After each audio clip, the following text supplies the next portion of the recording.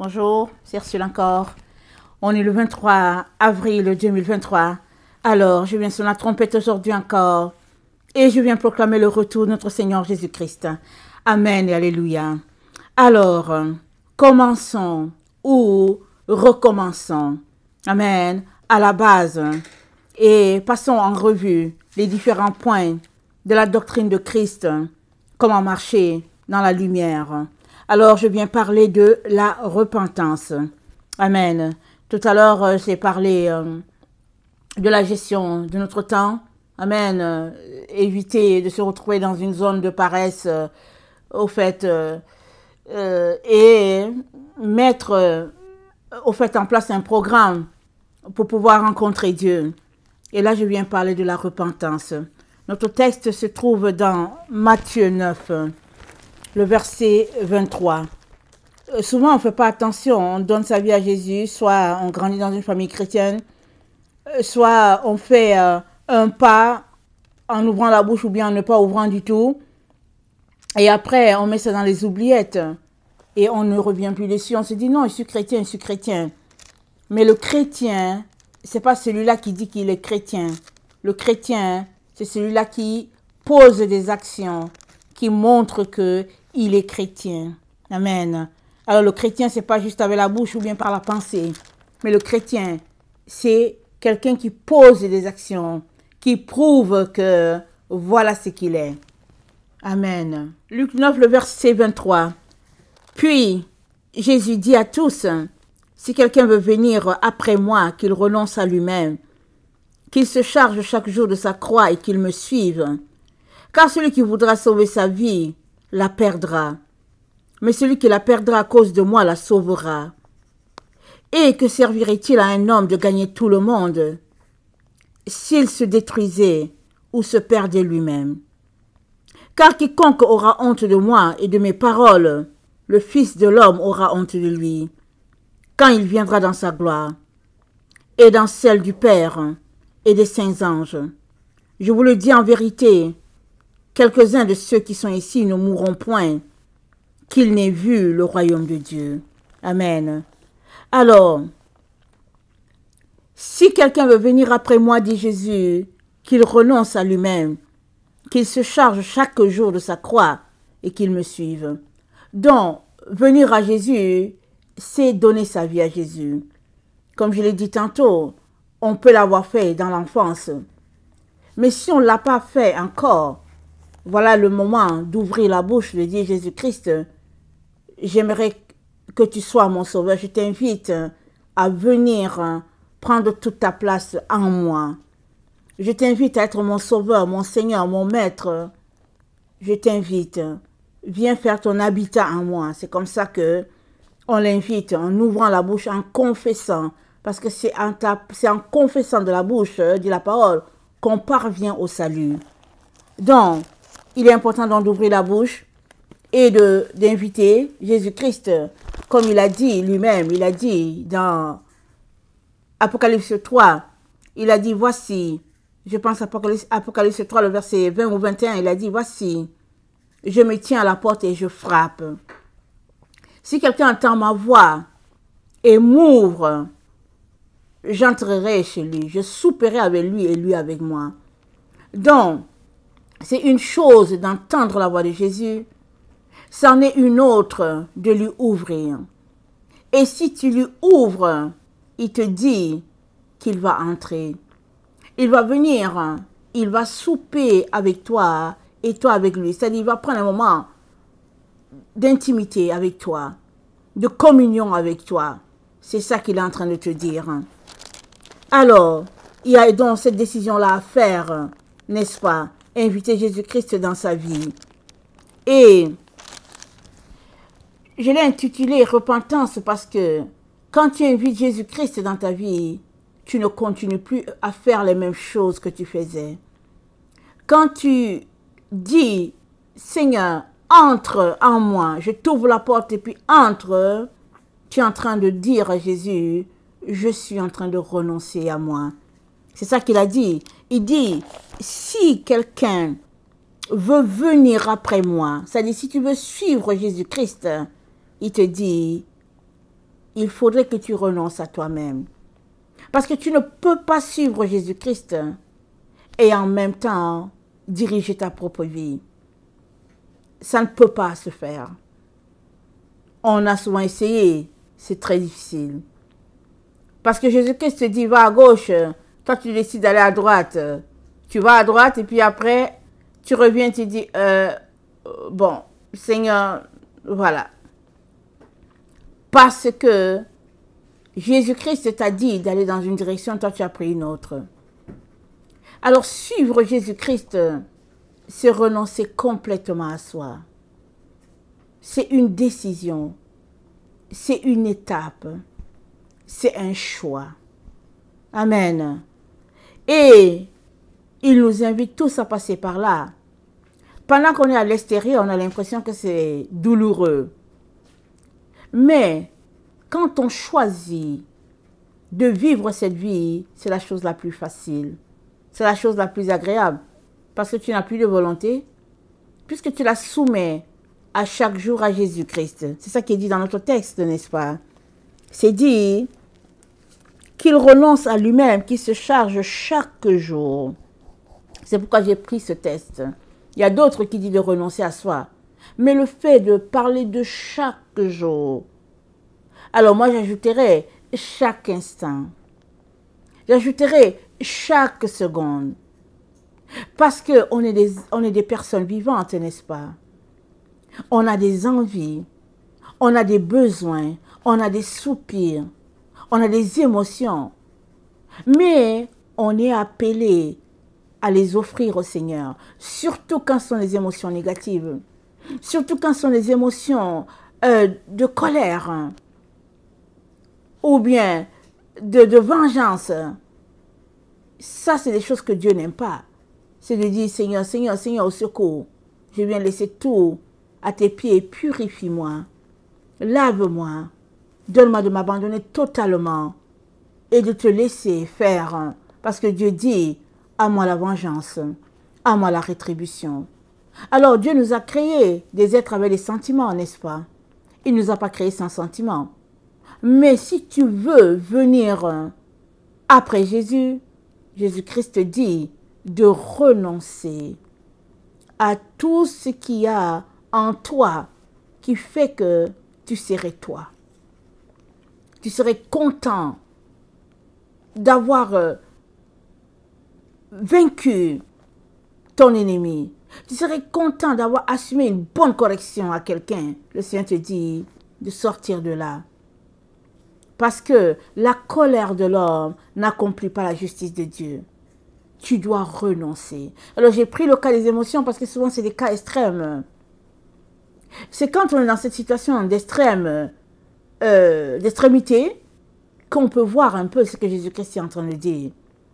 Mais quand il n'y a pas de situation, on se dit, oh non, Jésus-Christ, je te suivrai partout. Je t'aime, Jésus, tu es mon tout, tu es mon amoureux, tu es mon tout.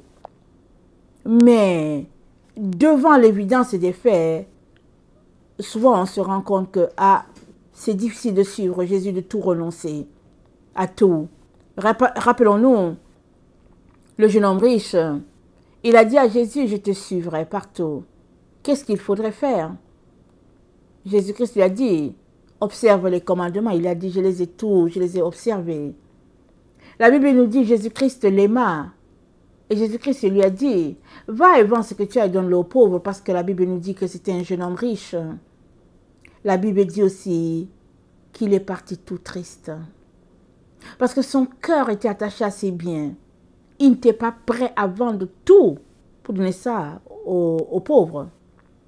J'ai dit, je ne sais pas si j'ai dit, Jésus a dit donner aux riches, mais c'est aux pauvres qu'on donne. Alors je ne sais plus ce que j'ai dit. Mais Jésus-Christ a dit d'aller vendre tout et de donner ça aux pauvres. Mais il était attristé. Il n'était pas prêt à céder ce côté-là de sa vie. Alors, ça peut être tes émotions, ça peut être ta fortune, ça peut être au niveau de tes sentiments, ça peut être au niveau de ta carrière. Peu importe là où c'est, quel domaine c'est. Quand Jésus-Christ te dit, il faudrait renoncer à ceci ou cela, c'est l'étape à faire. C'est l'étape à suivre. Et souvent, ça nous prend tout, n'est-ce pas? Mais il faudrait que ce tout-là soit déposé au pied de la croix pour qu'on puisse grandir dans notre amour pour le Seigneur Jésus, dans notre abandon total pour lui. Amen. Alors, dans Galates 5, le verset 24, l'apôtre Paul nous dit ceci: ceux qui sont à Jésus-Christ ont crucifié la chair avec ses passions et ses désirs. Ceux qui sont à Jésus, ils ont crucifié la chair, c'est-à-dire tes envies, toutes ces choses-là, excusez-moi, tu les as mis au bois. Tu as crucifié ça sur le bois. C'est-à-dire ça n'existe plus pour toi. Quand ça vient, tu dis seulement, Seigneur, j'ai tout laissé à la croix. Et puis ses passions et ses désirs, ça veut dire que tout ce que tu fais, il faut que ce soit Jésus-Christ qui t'ait donné la permission. C'est toute une étape. Toute une école. Amen. Et le Seigneur aimerait nous amener tous à cet endroit-là, où nous soyons dépendants totalement de lui, comme un enfant qui suit sa mère. La mère dit à gauche, l'enfant va à gauche, la mère dit à droite, l'enfant va à droite. Alors c'est ça. C'est dit le verset 25. Si nous vivons par l'esprit, marchons aussi selon l'esprit. Ne cherchons pas une vaine gloire en nous provoquant les uns les autres, en nous portant envie les uns les autres. C'est une marche à suivre pour quiconque le veut. Et le Seigneur nous aide de nous aider. Le Seigneur nous offre de nous aider si nous voulons, n'est-ce pas? Il ne va pas nous forcer à renoncer à nous-mêmes. Mais si nous sommes prêts à le faire, il va nous aider. Amen. Alors, la repentance, donc, c'est décider de ne plus faire ces choses-là qu'on faisait. Suppose que tu es quelqu'un qui était versé à fumer les bâtons de cigarette, par exemple. Si tu donnes ta vie à Jésus-Christ et que le Saint-Esprit te convainc que ce que tu fais, c'est mauvais, et le Saint-Esprit va te convaincre de ça, parce que tu es en train de souiller ton corps, tu vas décider d'abandonner ça. Tu dois décider d'abandonner. Et le Seigneur va t'aider. Parce qu'il t'appelle à renoncer. Alors, c'est d'aller à lui pour dire, Seigneur, moi j'ai décidé de laisser la cigarette. Viens à mon secours. Il va t'aider. Parce qu'il dit ce qu'il dit. Mais quand on ne veut pas, c'est autre chose.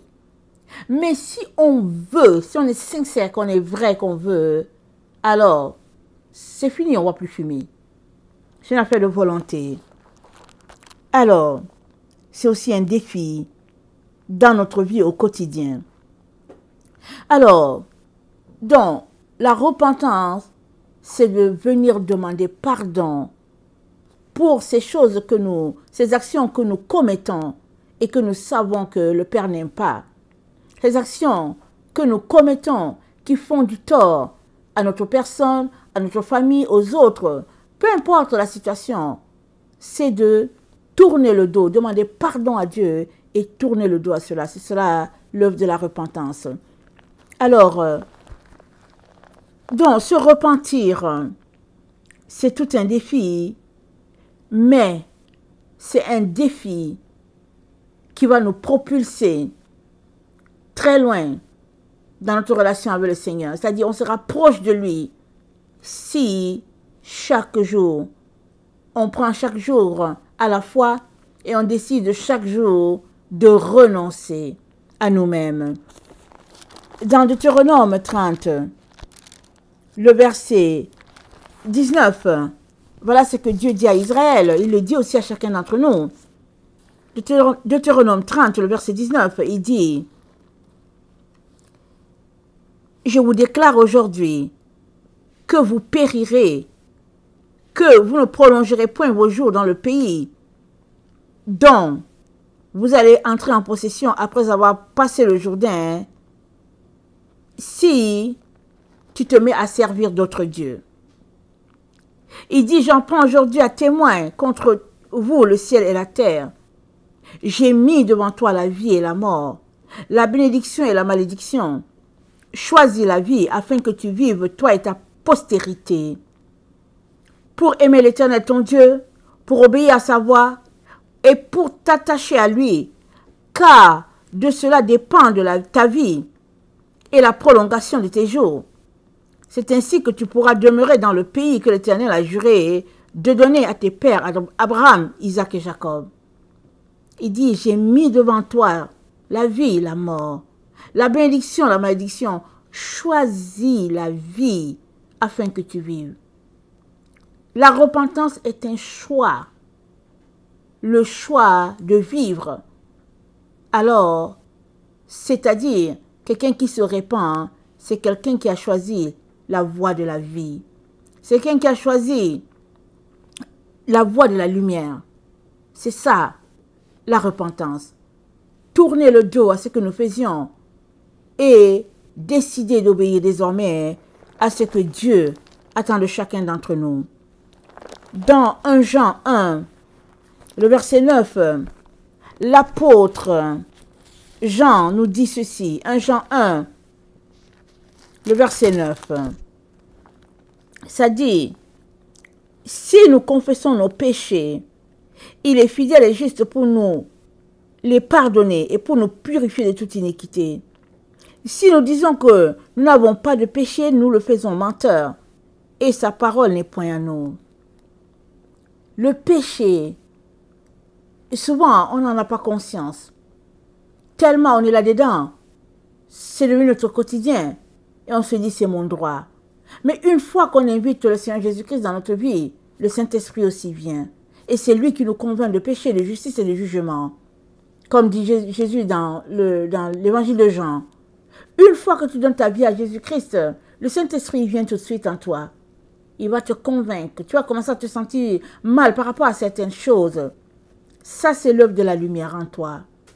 Et une fois que tu te sens mal, ne justifie pas. Va devant Dieu. Va demander pardon. Dis-lui de t'aider à prendre le dessus sur toutes ces malaises-là qui veulent te ramener en arrière alors que toi tu as décidé de marcher avec le Seigneur. Alors, la repentance et la confession des péchés se fait tout au long de notre vie sur cette terre et puis ça se fait à tous les jours. Parce qu'il peut arriver que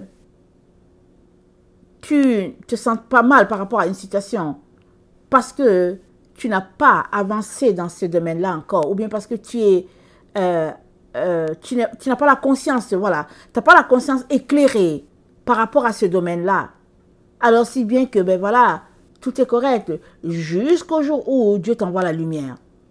Dieu t'envoie la lumière et puis tes yeux s'ouvrent et puis tu dis, ah, Seigneur, j'ai péché. Pardonne-moi. À partir de là, tu es appelé à prier le Seigneur, lui demander pardon. S'il y a des pleurs qui viennent et tout, pleure, amen, mais ne reste pas là, en train de dire, oh, j'ai fait ceci, oh, j'ai fait cela. Il y a un temps où tu pleures, c'est normal, mais il y a aussi un temps où tu te lèves et tu dis, merci Seigneur de ce que tu m'as pardonné, parce que voilà ce qu'on vient de lire. Si nous confessons nos péchés, il est fidèle et juste pour nous les pardonner et pour nous purifier de toute iniquité. Donc, c'est de dire merci Seigneur parce que tu m'as pardonné le péché que j'ai confessé. Maintenant que tu as dit cela, avance. Ne reste pas sur ce péché-là. Avance. Ne reste pas sur le péché de la cigarette en disant, oh, j'ai passé mon temps à fumer, j'ai passé mon temps à détruire mon corps, j'ai passé mon temps à fumer. D'accord, le Seigneur t'a pardonné. Veux-tu quitter de là? Avance avec ta vie. Et le Seigneur te donnera la grâce d'avancer.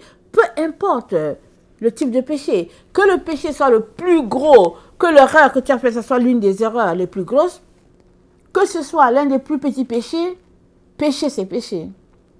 Péché c'est péché. Je ne sais pas est-ce qu'il y a un petit péché, est-ce qu'il y a un gros. Péché c'est péché. Tu ne peux pas évaluer la quantité du péché en disant que non, ce péché-là est trop gros, Dieu ne va pas me pardonner. Non. Dieu pardonne à tout le monde, même aux plus grands criminels de la terre, il pardonne. Pourvu que la personne vienne d'un cœur sincère, qu'elle ouvre la bouche pour demander pardon. Qu'elle ne soit pas en train de se moquer de Dieu. Parce qu'il y a des gens, ils viennent et disent, Seigneur, pardonne-moi. Et puis ils retournent demain, ils font la même chose.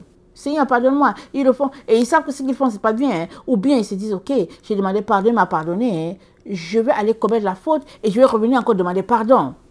Tu es en train de t'amuser, c'est ça que tu fais. Tu es en train de t'amuser. Donc, on va prier que le jour vienne où tu sois vraiment sincère. Parce que si tu continues de faire ce jeu-là, un jour viendra où, quand tu iras vraiment pour demander pardon, ce sera trop tard. Parce que Dieu aura fermé sa porte. Parce qu'effectivement, il y a un moment où Dieu ferme la porte. Mais tant et aussi longtemps que tu es sincère, que tu veux changer, le pardon est toujours disponible devant Dieu. Et il ne veut que t'aider. Amen. À quitter des mauvaises choses. Donc, la repentance, donc, c'est le rejet du mal, c'est le rejet de toutes les choses que Dieu n'aime pas, pour se tourner vers ce que Dieu aime, les œuvres de lumière, les actions de vérité. C'est cela.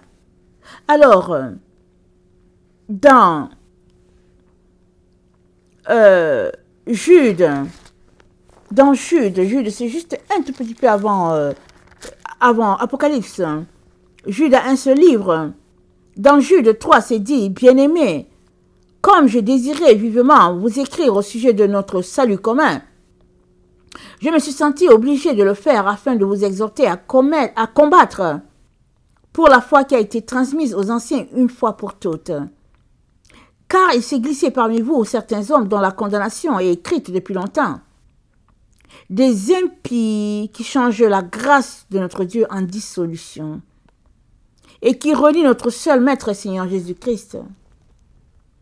Il s'est glissé, les impies, des gens qui chantent la gloire de Dieu, qui renient le Seigneur, qui ont créé d'autres doctrines, qui justifient ce qu'ils font, et puis qui ont beaucoup d'adeptes, qui détournent les gens. L'évangile de prospérité, l'évangile, au fait, où on peut commettre les péchés comme on veut.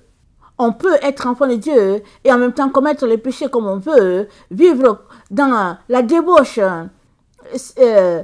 sur tous les points, toutes sortes de débauches, et dire que le Seigneur me pardonne, que je suis sauvé par grâce. Donc voilà comment la grâce de Dieu a été changée en dissolution. Et Jude dit, il dit, je viens vous exhorter à combattre pour la foi qui a été transmise aux saints une fois pour toutes. La foi n'a pas été transmise plusieurs fois, ça a été transmis une fois pour toutes. Et c'est quoi la foi? C'est une ferme assurance des choses qu'on espère, une démonstration de celles qu'on ne voit pas.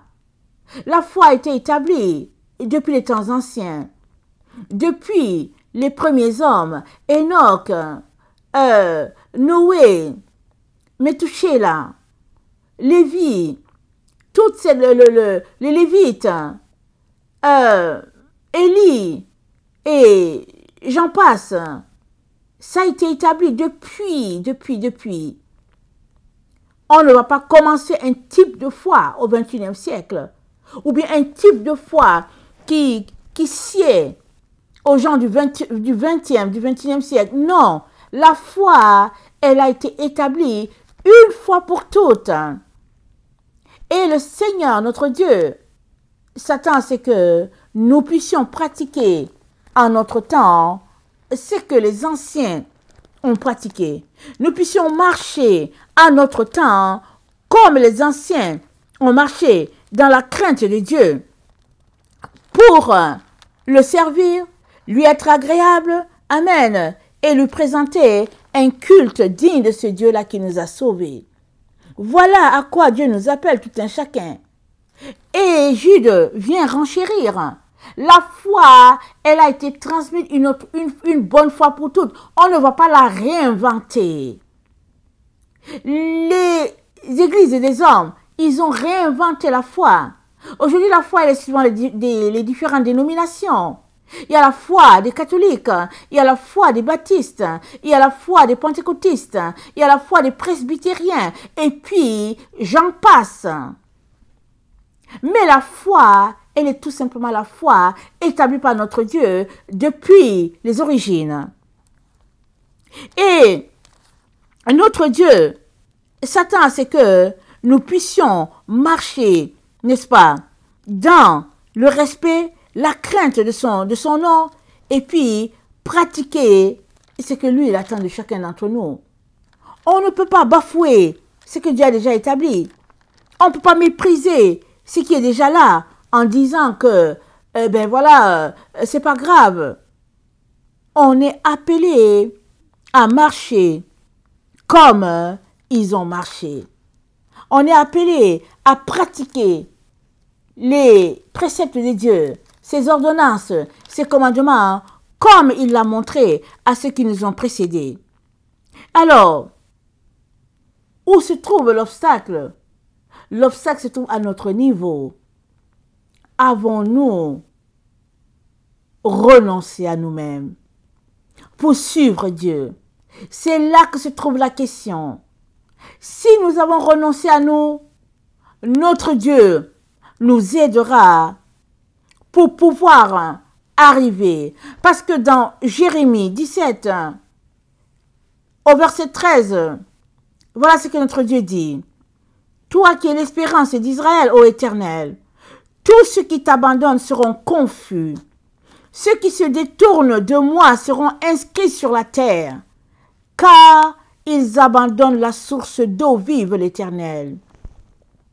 Ceux qui abandonnent Dieu, ils seront inscrits sur la terre. Mais quels sont ceux qui sont inscrits sur la terre?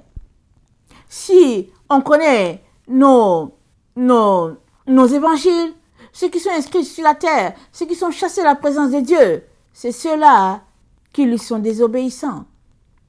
C'est ceux-là qui ne veulent pas marcher selon lui. Ils sont jetés dans les ténèbres du dehors. Là, il y a les pleurs et les grincements dedans. C'est là leur place. Ils errent. Mais tous ceux-là qui ont Dieu dans leur vie et qui lui rendent un culte agréable, quand bien même ils sont encore sur la terre, amen, ils sont sur la terre comme s'ils étaient au ciel. Ils font la volonté de Dieu sur la terre comme ils la font ou bien ils la feraient s'ils étaient au ciel. Et nous sommes les enfants de notre Père si nous avons choisi de le suivre, de renoncer à nous-mêmes, mais aussi de pardonner à notre frère, à notre sœur, à pardonner à notre prochain.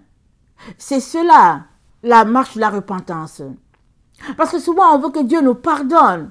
Parce que tel nous a fait ceci, tel nous a fait cela. Mais si tu n'es pas prêt à pardonner à ton frère, à ta sœur, pourquoi veux-tu qu'il te pardonne?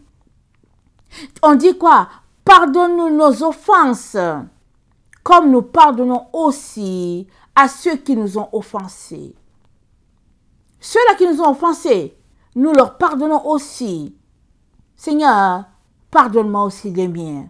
Voilà comment nous devons nous comporter.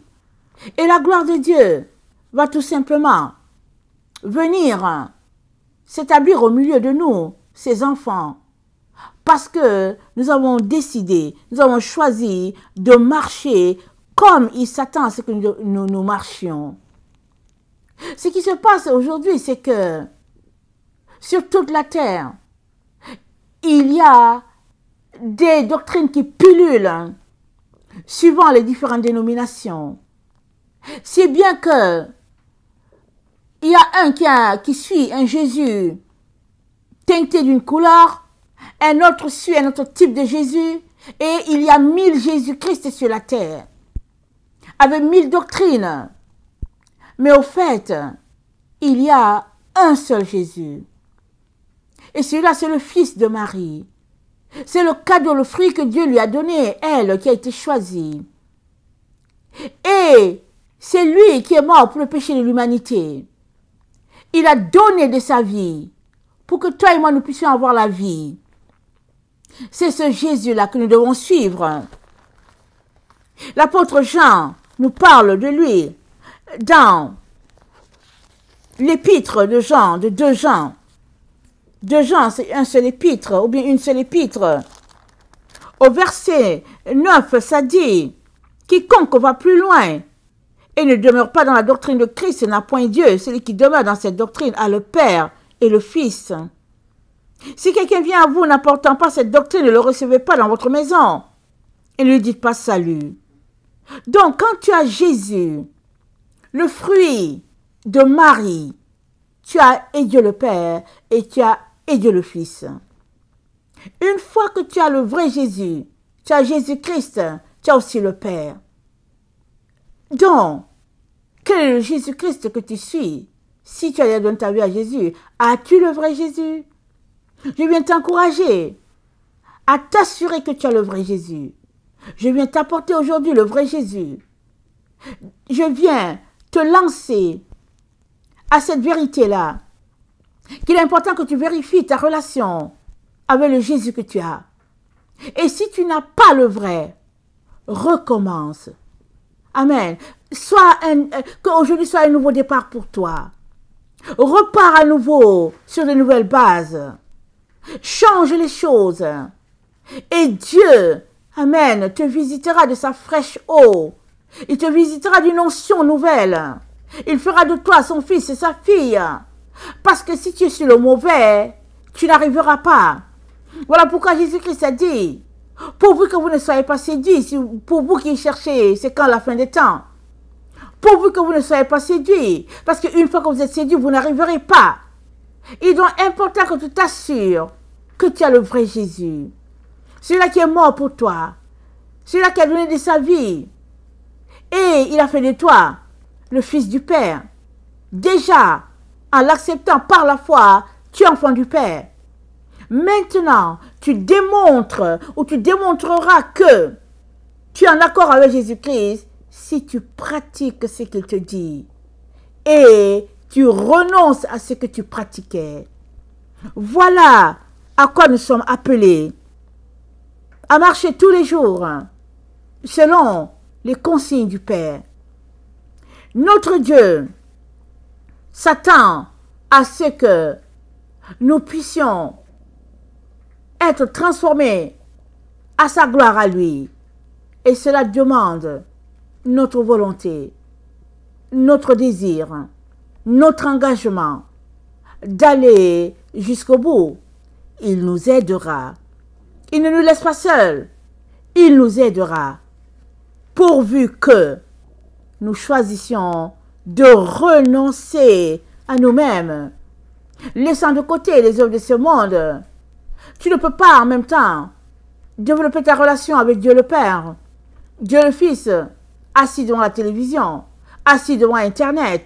Tu ne peux pas. Quand bien même tu voudrais, tu ne peux pas. Parce que nul ne peut suivre deux lièvres à la fois. Nul ne peut attraper 2 lièvres. C'est pas possible.